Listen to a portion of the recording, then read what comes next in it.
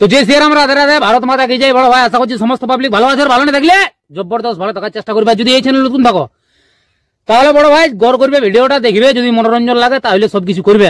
তো পরিষ্কার গল্প। তো কাকা তুমি ইন্ট্রো লাগাও, সেই লেভেলের video. Namaskar. Welcome to my YouTube channel, Vivek Status Editing. please one like and one comment. Please support and share your friends. Review.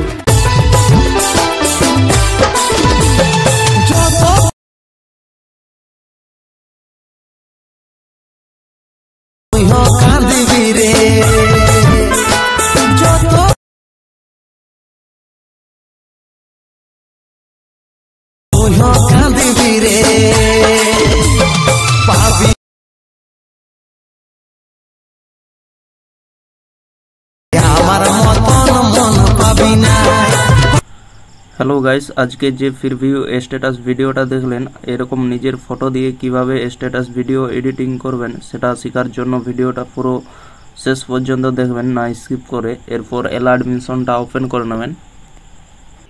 Open করে নেওয়ার পর নিচের দিকে দেখতে পাচ্ছেন প্রজেক্ট লেখাটা, এখানে টাচ করবেন। দিয়ে এখানে effect, photo and PNG, bitmap, song, এই তিনটি লিঙ্ক ভিডিও নিচে ডিসক্রিপশনে দেওয়া থাকবে, সেখান থেকে আপনারা ইনপুট করে নেবেন আপনাদের অ্যাডমিশনে। এরপর প্রথমে আসবেন ফটো অ্যান্ড পিএনজিতে।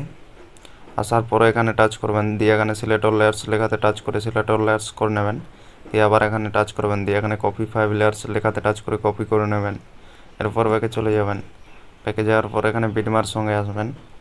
আসার পর এখানে টাচ করবেন, দিয়ে এখানে পেস্ট 5 লেয়ার্স লেখাতে টাচ করে পেস্ট করে দেবেন। ফটো সিলেক্ট হয়ে যাবে, ফটো অ্যান্ড পিএনজি।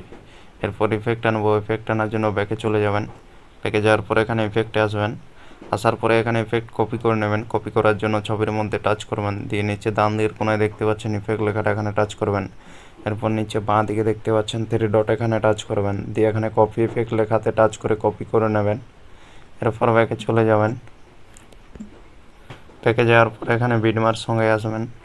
বিটমার সঙ্গে আসার পর এখানে ছবির কাছে আসবেন, দিয়ে এখানে ছবির মধ্যে টাচ করবেন। এরপর নিচে ডান দিকের কোণে দেখতে পাচ্ছেন ইফেক্ট লেখাটা, এখানে টাচ করবেন। এরপর নিচে বাঁ দিকে দেখতে পাচ্ছেন 3 ডট, এখানে টাচ করবেন। দিয়ে এখানে পেস্ট ইফেক্ট লেখাতে টাচ করে পেস্ট করে দেবেন। ভিডিও একদম কমপ্লিট হয়ে যাবে, দেখতে পাচ্ছেন। এরপর ভিডিও কমপ্লিট হয়ে গেলে ভিডিওটা সেভ করে নেবেন। সেভ করার জন্য উপরে দেখতে পাচ্ছেন ডান দিকের কোণায় তীর চিহ্নটা, এখানে টাচ করবেন। এরপর নিচের দিকে দেখতে পাচ্ছেন এক্সপোর্ট লেখাটা, এখানে টাচ করে ভিডিওটা সেভ করে নেবেন।